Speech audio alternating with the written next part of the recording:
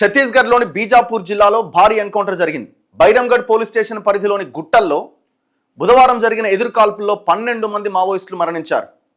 3 DRG జవాన్లు కూడా చనిపోయారు.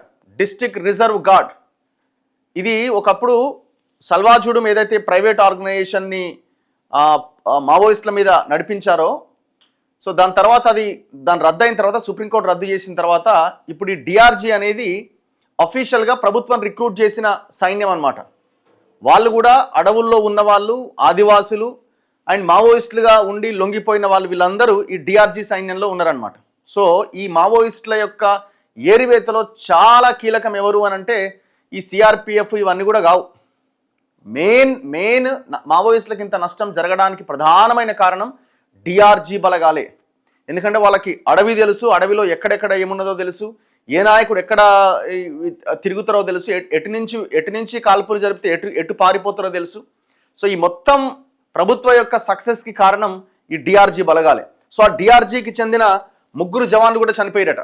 మరో 2 గాయపడ్డారు. ఘటనా స్థలం నుంచి ఇన్సాస్ ఎస్ఎల్ఆర్ రైఫిళ్లు, 303 తుపాకులు, ఎల్ఎంజీ మెషిన్ గన్లు, AK-47లు బలగాలు స్వాధీనం చేసుకున్నాయి. బైరంగఢ్ అడవుల్లో మావోయిస్టులు సమావేశమైనట్టుగా పోలీసులకు సమాచారం అందింది. బీజాపూర్, దంతెవాడ జిల్లాలకు చెందిన డిఆర్జీ, ఎస్టీఎఫ్, కోబ్రా, సిఆర్పిఎఫ్ బలగాలు సంయుక్తంగా కూంబింగ్ చేపట్టాయి. ఈ క్రమంలోనే మావోయిస్టులకి పోలీసులకి మధ్య ఎదురు కాల్పులు జరిగాయని బస్తర్ ఐజీ సుందర్రాజ్ తెలిపారు. ఈ ఎన్కౌంటర్లో 12 మంది మావోయిస్టులు, 3 జవాన్లు చనిపోయారు. 2 జవాన్లు గాయపడ్డారు. వారి పరిస్థితి నిలకడగా ఉందన్నారు. ఎన్కౌంటర్ జరిగిన ప్రాంతంలో సెర్చ్ ఆపరేషన్ కొనసాగుతుందని